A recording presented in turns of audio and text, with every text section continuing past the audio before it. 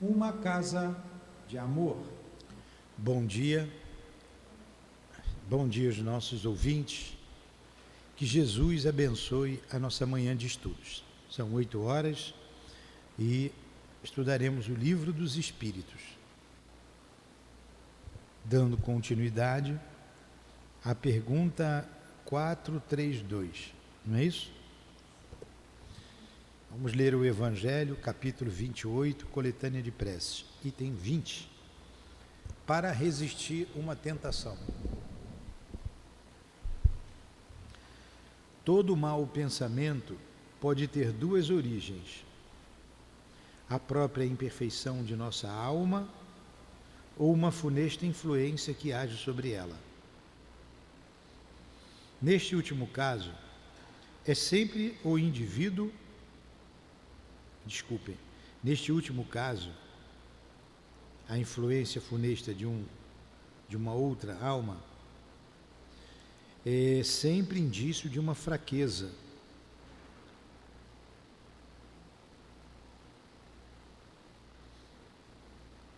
Que nos torna passíveis de receber essa influência e, consequentemente, indício de que nossa alma é imperfeita. Assim sendo, aquele que fracassou não poderia apresentar como desculpa a influência de um espírito estranho, porquanto esse espírito não o teria induzido ao mal se o considerasse inacessível à sedução. Quando nos surge um mau pensamento, podemos então supor um espírito maléfico nos induzindo ao mal, e ao qual também somos totalmente livres de ceder ou de resistir, como se fossem as solicitações de uma pessoa viva. Ao mesmo tempo, devemos imaginar que o nosso anjo guardião, ou espírito protetor, por sua vez, combate em nós a má influência, esperando com ansiedade a decisão que vamos tomar. A nossa hesitação em fazer o mal é a voz do bom espírito que se faz ouvir pela nossa consciência. Podemos reconhecer que um pensamento é mau quando ele se afasta da caridade, que é a base de toda verdadeira moral. Quando o pensamento tem por princípio o orgulho, a vaidade ou o egoísmo, quando a sua realização pode causar um prejuízo a qualquer outra pessoa, quando finalmente ele nos estimula a fazer aos outros o que não desejaríamos que os outros nos fizessem.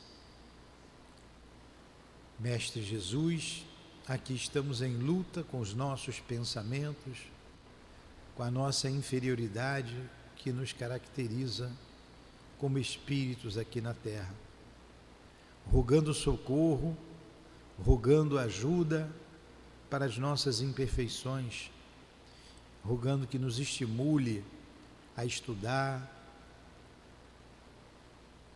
para vencer, compreendendo o mal, as nossas más tendências. Inspira-nos nesta manhã de estudos em torno do Livro dos Espíritos. Enviai os teus mensageiros, os guias da nossa casa de amor, o altivo,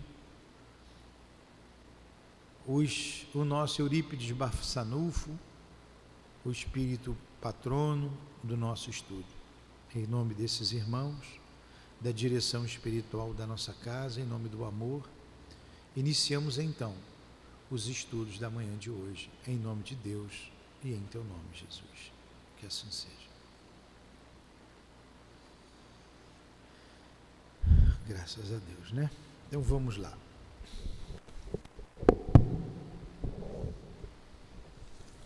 Pergunta 432. Como explicar a visão à distância em certos sonâmbulos? Então nós já vimos que o sonâmbulo é aquele que anda dormindo. Ele conduz o corpo, como numa marionete, não é? Então como que ele vê a distância? É simples, né? É o que a gente já entendeu no início dos estudos. É a alma quem vê, a alma se transporta. Então, para a alma, não tem distância, é só pensar que ela está lá, estará lá. Se a gente pensar aqui num lugar, a gente vai se ver nesse lugar. Então, no sonâmbulo, o que acontece? Olha a resposta. A alma não se transporta. Desculpa, é uma pergunta. A resposta é uma pergunta. A alma não se transporta durante o sono? É a mesma coisa no sonambulismo. Ficou bem claro, né? 433. O desenvolvimento maior ou menor da clarividência sonambúlica se deve à organização física ou à natureza do espírito encarnado? Resposta: há uma e outra, as duas coisas, né? Porque a mediunidade ou também o fator anímico está erradicado no organismo. Então, o organismo é um fator. E também é o espírito, né? Vamos lá. O desenvolvimento maior ou menor, a clarividência sonambúlica, se deve à organização física ou à natureza do espírito encarnado?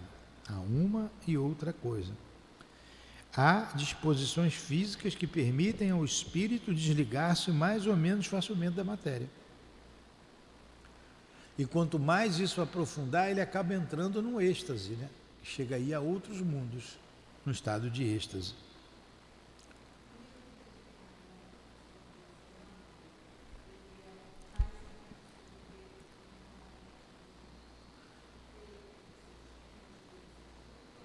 Tá. Dá para pegar o microfone, aí fica mais fácil. Porque aí todo mundo escuta e eu escuto você falar baixinho. A outra menina não veio hoje, né? Sempre pergunta.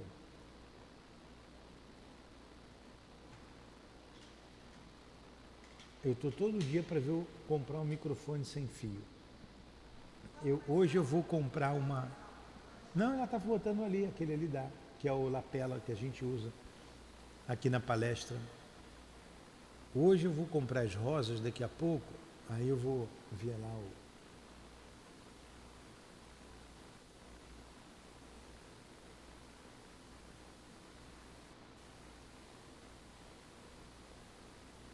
Mas faz a pergunta mais alta.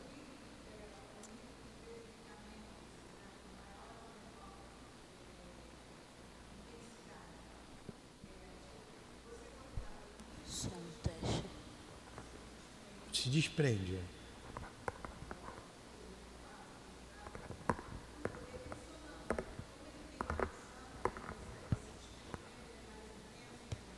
Pode ser mais extenso ou não. É bom que todo mundo escuta, até quem está nos ouvindo em casa. Agora vai facilitar. Não precisa nem botar lá, só segurar na mão. Pode segurar.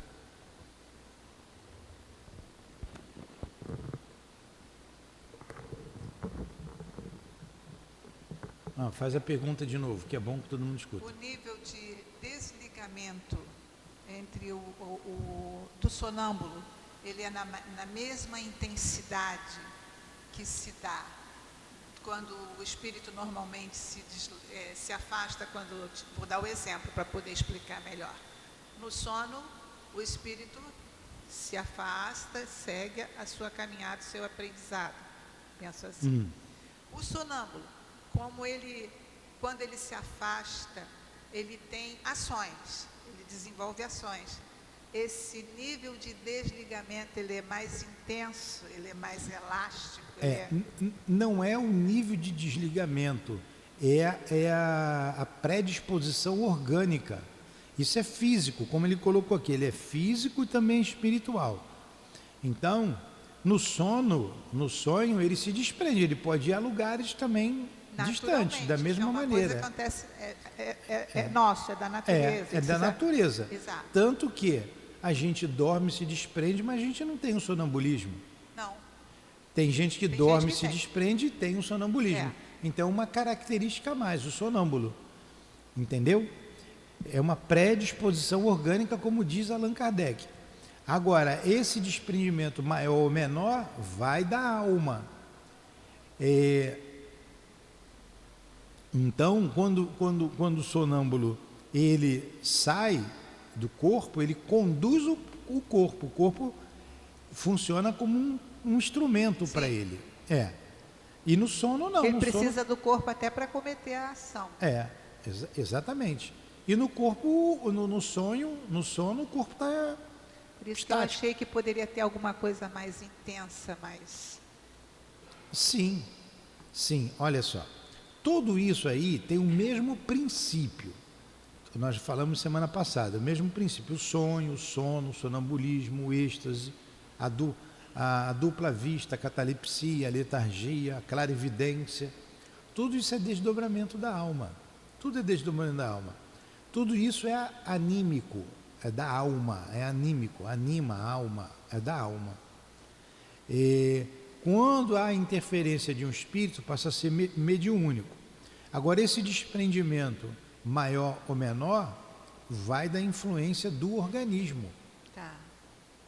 Por que eu não sonho? Eu não sonho, eu não consigo sonhar. Eu não me lembro de nenhum sonho, muito vagamente. É uma característica do corpo. Do corpo, eu não sonho. Tem gente que tem uma facilidade de lembrar do sonho. Eu não tenho nenhuma. Eu acordo de manhã, não me lembro de nada. Nada, absolutamente nada.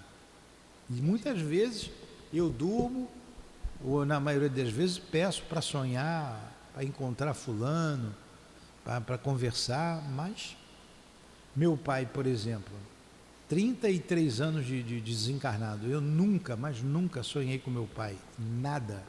A minha irmã sonha, conversa, lembra de detalhes. E por que ela lembra e eu não lembro? Físico, isso é físico. A identidade. A afinidade. Não, afinidade com meu pai eu tinha. Eu era ligado, colado com ele. Nunca sonhei. Nunca sonhei com a Lourdinha, minha esposa. Sonhei uma vez, muito vagamente. Uma vez ou duas, mas bem rapidamente, eu a vendo assim. Nunca sonhei com a minha mãe. Minha irmã tem a maior facilidade, sonha com a Lourdinha, sonha com a minha mãe, sonhava muito com meu pai. Característica física. É a predisposição orgânica que o Kardec fala no Livro dos Médiuns. Tá? E o sonâmbulo, como ele colocou aqui, ele respondeu aqui que você perguntou. Ó. O desenvolvimento maior ou menor da clarividência sonambúlica se deve à organização física ou à natureza do espírito encarnado? Resposta: a uma e outra. Há disposições físicas que permitem ao espírito desligar-se mais ou menos facilmente da matéria. Então, esse desligar-se mais ou menos facilmente da matéria é uma característica física. Entendeu? Como está aqui, como os espíritos disseram. 434. Entendeu? Aí pela resposta. As faculdades de que o sonâmbulo goza são as mesmas que tem o espírito após a morte? Resposta: até um certo ponto, pois é preciso levar em conta a influência da matéria, a que ainda está ligado. Então esse desprendimento, por maior que seja, ele está ligado à matéria. E se ele está ligado à matéria, pelo cordão fluídico, há a influência da matéria. E na morte não há influência alguma da matéria.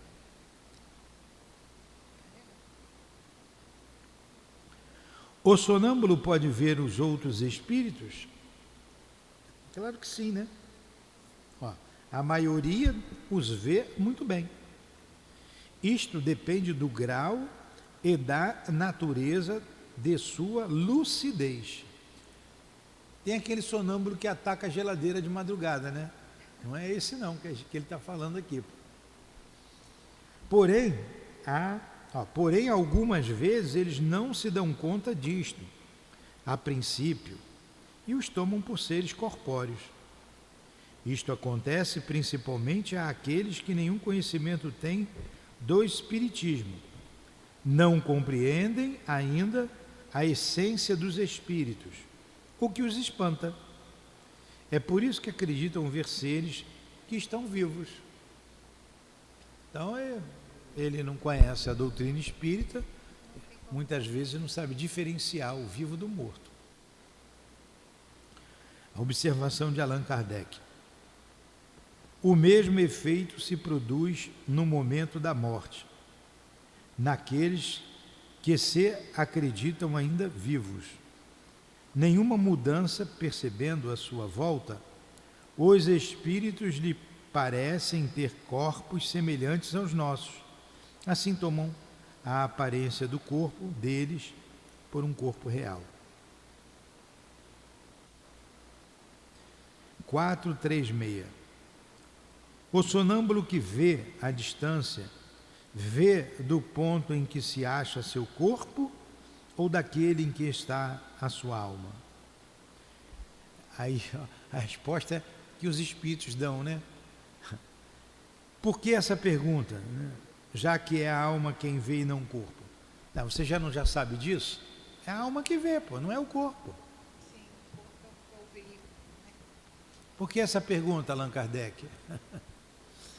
Já que é a alma que se transporta, como o sonâmbulo pode experimentar em seu corpo as sensações de calor ou de frio do lugar onde se encontra sua alma, que está, algumas vezes, bem distante do seu corpo?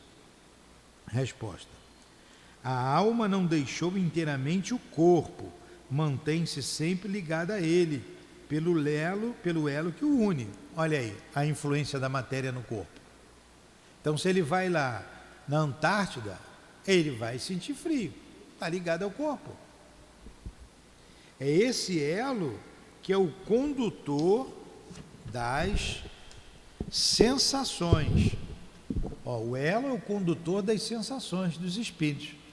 Quando duas pessoas se correspondem de uma cidade a outra através da eletricidade, é a eletricidade que conduz o elo entre seus pensamentos. É por isso que se comunicam, como se estivessem uma ao lado da outra. Ele fez a comparação aí. Pega o telefone, o aparelho, parece que está um do lado do outro. A alma está distante, mas o elo, que é o perispírito, o cordão fluídico, parece que ele está junto ali. Então é ele, isso é importante a gente gravar, o condutor das sensações. Condutor da sensação. Para o corpo físico, né? Entre o espírito e o físico. 438. O uso que o sonâmbulo faz da sua faculdade influi no estado de seu espírito depois da morte? Resposta: muito. Como o bom ou o mau uso de todas as faculdades que Deus deu ao homem. Claro, está sempre saindo do corpo, está acostumado a ver o mundo espiritual. Quando ele morrer, facilita bastante, ele já sabe o que é tudo aquilo. Vamos para o êxtase. Aí, olha a pergunta aí, interessante. A 439. Qual a diferença existente entre o êxtase e o sonambulismo? Qual a diferença? Resposta. O êxtase, ele não botou o êxtase, eu que estou colocando. O êxtase é um sonambulismo mais apurado. A alma do estático é ainda mais independente. Olha aí, respondendo um pouco mais a você. Essa pergunta tem a ver com o que eu falei, que eu coloquei, né? A alma do estático é mais independente, tanto que ela vai a outros mundos. A do sonâmbulo não. Ela fica por aqui. O princípio é o mesmo. Todo o princípio de todas essas faculdades está na emancipação da alma. É o título do capítulo que estamos estudando. Então, você aprofundando ainda mais essa liberdade, ou menos, você tem o sonho, você tem o sonambulismo, você tem a catalepsia, a lestasia, o êxtase. Então, vamos lá. O êxtase é um sonambulismo mais apurado. A alma do estático é ainda mais independente. Então, no estado de êxtase, o corpo também dorme. Se é um sonambulismo mais apurado, né? O espírito do estático penetra realmente nos mundos superiores? Resposta: sim, ele os vê e compreende a felicidade daqueles que lá estão. É por isso que desejaria lá permanecer. Há, porém, mundos inacessíveis aos espíritos que não estão bastante purificados. Está vendo? Ainda não estão preparados para isso, né? Para É. poder acessar. Aí ele sai, vai num lugar desse, que lugar bom, que maravilha, eu quero ficar aqui. Aí ele é obrigado a voltar, senão é suicídio. Aí é que ele não fica lá mesmo. O estático pode ir a mundos inferiores? Também pode. Também pode. Aí você vê aí a elevação do espírito, né? Do estático. Ter condição de... Você vê que João Evangelista, o Apocalipse foi todo um estado de êxtase.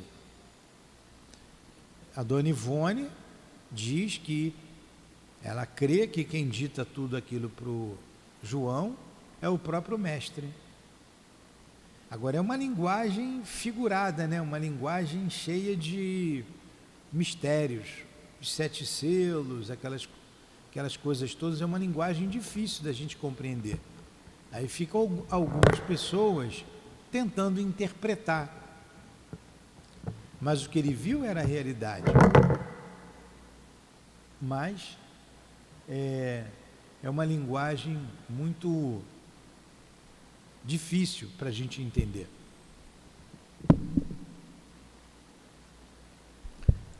E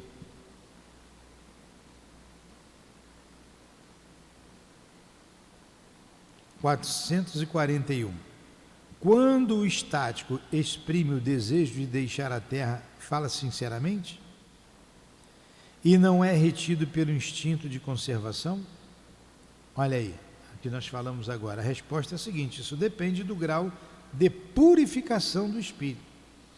Se vê sua posição futura melhor do que sua vida presente, faz esforços para romper os elos que o prendem à terra.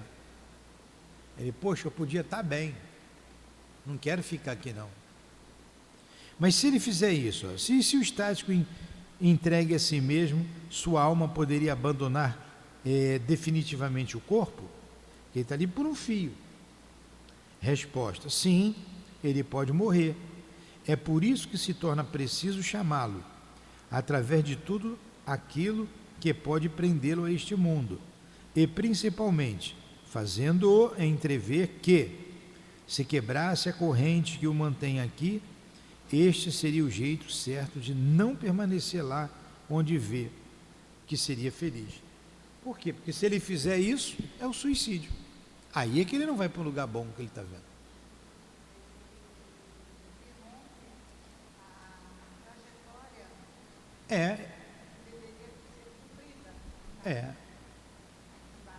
Para esses espíritos mais elevados, é sacrificial estar no corpo. Está no corpo físico, é sacrificial. Aí ele, num estado de êxtase, entrevê um mundo melhor do que ele está, ele quer ir para lá, né? Dependendo da elevação do espírito, como nós dissemos. O estático pode ir a mundos inferiores? Também. Olha lá, no Apocalipse, João diz assim: vejo, olha que linguagem difícil. E o estático vendo o futuro, como vê o sonâmbulo. Vejo águias de ferro cuspindo bolas de fogo. O que ele estava vendo? O avião lançando bomba, estava vendo a guerra que iria acontecer. Então, ele não tinha como dizer assim: o avião vai lançar bomba, é uma guerra. Não existia avião, não existia bomba. Então vejo águias de ferro cuspindo bolas de fogo. Uma linguagem figurada, né? Uma linguagem... 443. Há coisas que o estático imagina ver e que são, evidentemente, o produto de uma imaginação marcada pelas crenças e os preconceitos terrestres. Nem tudo que ele vê é, portanto, real. É o que nós acabamos de dizer. Ó. O que vê é real para ele. Porém, como seu espírito está sempre sob a influência das ideias terrestres, ele pode ver a sua maneira, ou melhor dizendo, exprimi-lo numa linguagem adaptada aos seus preconceitos e às ideias com as quais se nutriu, ou aos vossos, a fim de melhor fazer-se compreender. É neste sentido, sobretudo, que ele pode errar. Vejo bolas, águia de ferro cuspindo bola de fogo. Então ele errou, ele imaginou, isso saiu da imaginação dele. Para quem ouviu naquela época, sim. Disseram, não, ele está doido, isso é da cabeça dele, como é que tem águia de ferro? Não existe isso. Mas ele estava vendo e era real. Só que não tinha analogia nenhuma ali para a época que ele viu isso. Né? Então vamos lá. Dulcineia, por gentileza, encosta aquela porta ali, alguém passou e pode passar a chave, o ar sai por ali.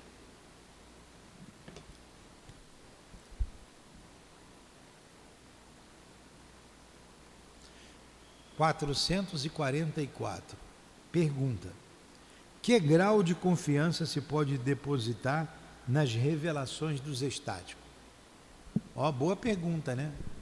Resposta: o estático pode enganar-se com muita frequência, principalmente quando quer penetrar no que deva permanecer um mistério para o homem, porque assim entrega-se às suas próprias ideias, ou então torna-se joguete de espíritos enganadores, que se aproveitam de seu entusiasmo para fasciná-lo.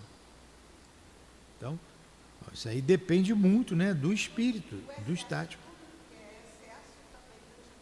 Também, tudo que é excesso prejudica. Aí você está vendo aí, tudo depende da elevação do espírito. Olha João Evangelista com êxtase, como estático. Aí escreve o Apocalipse. Agora ele pode se enganar? Pode.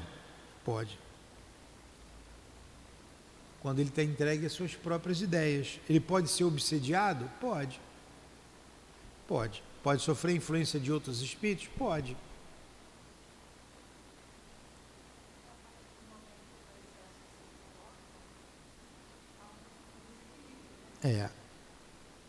Exatamente.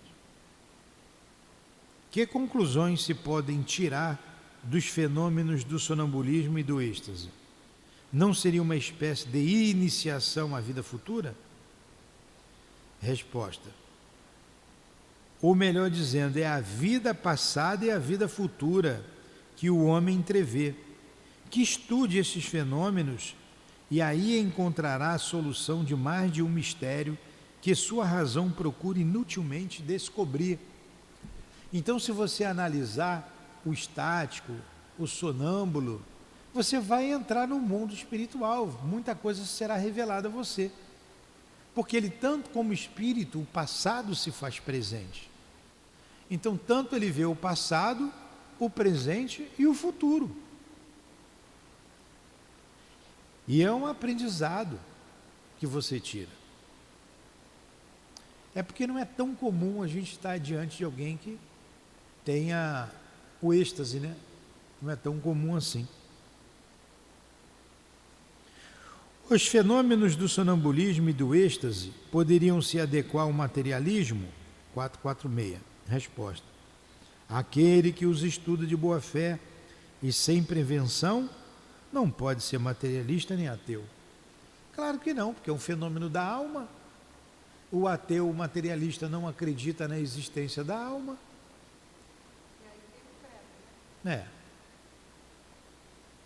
Aí vem a segunda vista. Então estudamos o sonambulismo, estudamos o êxtase e agora vamos estudar a segunda vista, que é o mesmo princípio. Falamos ali da clarividência. O que é a clarividência? A clarividência é a visão do espírito, ela é anímica, anima, alma, é a alma quem vê. Isso é a clarividência.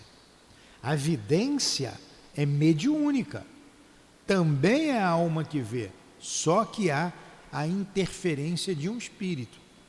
Então, didaticamente, para a gente diferenciar, porque tem uma diferença, uma é mediúnica, a outra é anímica. A clarividência é anímica, é da alma, é do espírito. A vidência é mediúnica. O André Luiz conta um caso muito interessante, em que a enfermeira, ela tem a clarividência, o espírito tem a clarividência. E ela faz parte lá da equipe de um trabalho em que foi usada a clarividência para ajudar um determinado espírito. Não era vidência, é clarividência. Então quando que o médium que vê o espírito, ele está com a vidência e com a clarividência? Não dá para a gente saber. Nem o médium sabe. Mas tem uma diferença. Porém, ambos veem com os olhos da alma.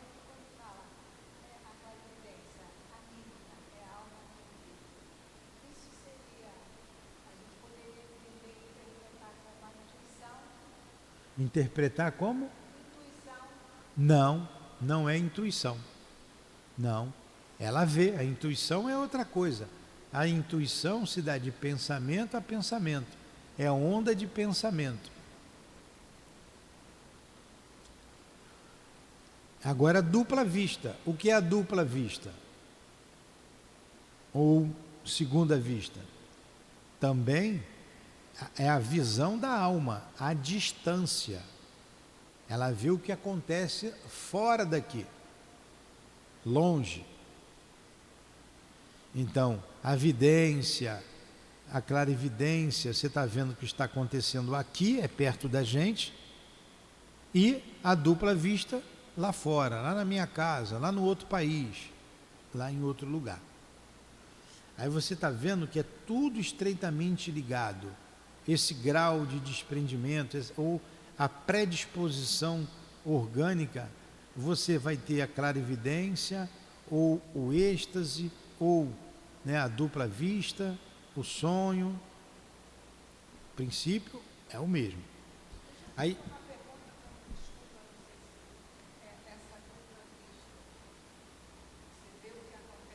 a distância. É.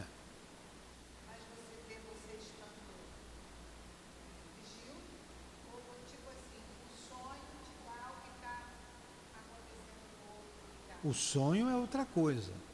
O sonho você está dormindo. Na clarividência você está acordado, está em estado de vigília. Na dupla vista também, você está em vigília. No êxtase, você está num estado mais ou menos sonambúlico. Então você também está com os olhos fechados. Tá? A diferença é que quando há intervenção de espírito nesses fenômenos é mediúnico. Quando não há, é anímico. O sonambulismo pode ser provocado, como a gente viu, através do magnetismo, ou natural. Pode ser sofrer a intervenção de um espírito. Então, o sonambulismo, naquele momento, pode ser anímico. Como ele disse semana passada, o espírito amigo dele não estava ali para prescrever o remédio. Ele via a doença, mas não disse o remédio. Não disse porque não sabia. E o amigo médico, quem dizia o nome do remédio, não estava presente. Então não é você que dá o remédio? E ele falou, não sou eu. Então vamos lá, 447. O fenômeno designado sob o nome de segunda vista tem relação com o sonho e sonambulismo? Olha aí. Claro que sim, né? Tudo isso é uma coisa só. O que chama segunda vista é ainda o espírito que está mais livre, embora o corpo não esteja adormecido. A segunda vista é a visão da alma. Está vendo? Aí o corpo não está adormecido. A diferença é essa. Mas é uma coisa só. É o desprendimento maior ou menor do espírito e o corpo. Como nós vimos, tanto o corpo quanto a alma têm influência nesses fenômenos. tanto o corpo quanto a alma. 448. A segunda vista é permanente? Resposta: a faculdade sim, o exercício não. O que ele quis dizer com isso? Que você não fica o tempo todo vendo, senão você fica louco. Agora, a faculdade sim, mas o exercício não, você tem que se concentrar, senão você não vive.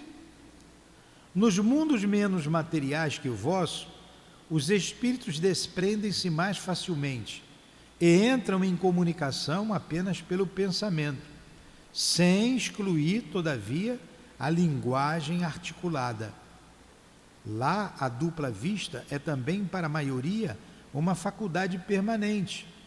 O estado normal deles pode ser comparado ao dos vossos sonâmbulos lúcidos, e é esta a razão pela qual eles se manifestam a vós, com maior facilidade do que os que estão encarnados, em corpos mais grosseiros. Olha aí a influência do organismo. Então, nesses mundos mais adiantados do que o nosso, esses espíritos se desprendem com muito mais facilidade, porque o organismo não oferece tanta resistência quanto o que a gente tem aqui na Terra. Aí, como ele coloca aqui, então eles entram em comunicação mais facilmente, apenas pelo pensamento, e não exclui a linguagem articulada. Ficou entendido? A segunda vista desenvolve-se espontaneamente ou pela vontade daquele que dela é dotado? Resposta: na maioria das vezes ela é espontânea. Porém, frequentemente também a vontade aí desempenha um grande papel. Ela é espontânea, mas você tem ali em germe aquilo, você aciona a vontade. Eu faço uma pergunta, você tem a dupla vista, e eu te faço uma pergunta do plano espiritual. Aí você vai se concentrar para responder. Então, olha aí, a vontade exercendo aí um papel importante. Assim toma como exemplo certas pessoas a quem se chama de ledoras da sorte, algumas das quais têm esse poder, e verás que é a vontade que auxilia a dispor dessa segunda vista e daquilo que chama de visão. Então você vai ali e pede a pessoa para ler a sua mão. Ela vai falar do seu futuro. Tinha um samba enredo, né, interessante. A cigana lê o seu destino, né? Então, ela força ali o pensamento, porque ela não te conhece, e ela, através da vontade, ela vai entrar. Ela vai entrar no teu psiquismo, no mundo espiritual, e vai dizer as verdades, né? Se ela não for charlatã, vai dizer o que está vendo. Na maioria das vezes ela é espontânea, porém, frequentemente também a vontade aí desempenha um grande papel. Assim toma como exemplo certas pessoas a quem a chama de ledoras da sorte, algumas das quais têm esse poder, e verás que é a vontade que as auxilia a dispor dessa segunda vista e daquilo que chamas visão. 450. A segunda vista é suscetível de se desenvolver pelo exercício? Resposta: sim. O trabalho sempre conduz ao progresso. É o véu que encobre as coisas se dissipam. Então tem exercícios para isso, né? E você desenvolve isso, né? A gente vê até na internet, tem bastante. Vamos desenvolver a segunda vista, não tem?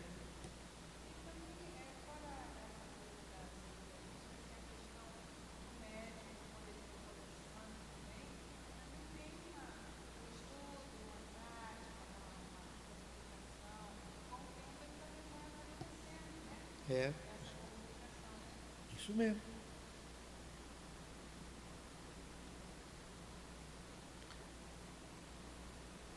Esta faculdade está ligada à organização física? Olha a subpergunta aí. Sempre está. Tudo está ligado. Certamente a organização física desempenha um papel junto a ela. Há organismos que a elas são refratários. Por exemplo, o meu organismo é refratário a tudo isso. É o meu organismo. Por que a segunda vista parece hereditária em certas famílias? Semelhança de organização, olha aí a organização física, que se transmite como as outras qualidades físicas, e depois desenvolvimento da faculdade por uma espécie de educação, que também se transmite um a outro, né? Então falamos aqui da cigana, tem lá o filho da cigana, o ciganinho, e a filha, a ciganinha, né? Já tem a mesma, né, por causa da hereditariedade, os mesmos implementos físicos, e a mãe ensina, também mostra, aprende. Família de médiuns, né? Família de médiuns. Então, é verdade que certas circunstâncias desenvolvem a segunda vista?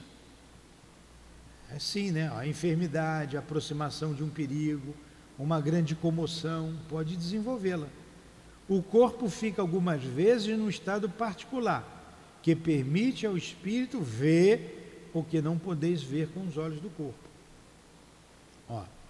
A enfermidade, a aproximação de um perigo. Por que a enfermidade? Você fica mais desprendido do corpo. Os laços se afrouxam. Aí você percebe mais. A alma percebe mais do enfermo, do doente. Tanto que ele vê parentes, quando está perto de morrer, principalmente, né? O moribundo vê os parentes que o antecedeu o túmulo. As épocas de crise, de calamidades, as grandes emoções, todas as causas que suprecitam o moral, provocam algumas vezes o desenvolvimento da segunda vista. Parece que a providência, na presença do perigo, nos dá um meio de evitá-lo. Todas as seitas e todos os partidos perseguidos, disto oferece numerosos exemplos. 453. As pessoas dotadas de segunda vista têm sempre consciência disto? Resposta: nem sempre. Isto é para elas uma coisa perfeitamente natural. E muitos creem que, se todos observassem a si mesmos, verificariam que são como elas. Então, para muitos isso é natural. Ela vê, sempre viu desde criança, desde pequeno. Poder-se-ia atribuir a uma espécie de segunda vista a perspicácia de algumas pessoas que, sem nada possuir de extraordinário, julgam as coisas com mais precisão do que outras? Resposta: é sempre a alma que irradia mais livremente e que julga melhor do que sob o véu da matéria. Aí pode entrar a intuição, aí entra, mas é sempre a alma. Então tem pessoas que percebem as coisas com mais facilidade, um perigo, a inconveniência. Então é sempre a percepção da alma, como ele está colocando aqui, sempre a alma que irradia mais livremente, que julga melhor do que sobre o véu da matéria. Subpergunta A, é a 454 que a gente está lendo. Esta faculdade pode, em alguns casos, dar a presciência das coisas? O que é ter presciência? Saber o que vai acontecer antes? Resposta: sim, ela também dá os pressentimentos, pois há vários graus nesta faculdade. Há vários graus nessa faculdade. O pressentimento, a intuição, a inspiração, tudo isso tem o mesmo princípio. E o mesmo indivíduo pode possuir todos os graus ou apenas alguns deles. Vocês imaginam aí a mediunidade do Chico, como não era, né? Várias percepções. E a gente vai parar por aqui. O resumo a gente vê semana que vem. Foi bom o estudo? Então vamos agradecer aos espíritos aqui presentes, ao irmão altivo e a toda a pleiade de espíritos que nos sustentaram. Que o amor vibre mais ainda, mais intensamente no coração de vocês, nos nossos corações, para que possamos ser homens e mulheres melhores. Deus nos ampare e ampare esta causa. Em nome do amor que vibra nesta casa, do teu amor altivo.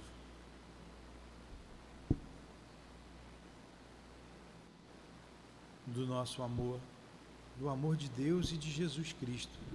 Encerramos então os estudos da manhã de hoje. Que assim seja. Graças a Deus.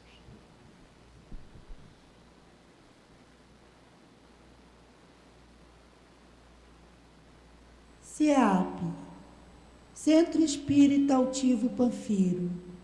Uma casa de amor.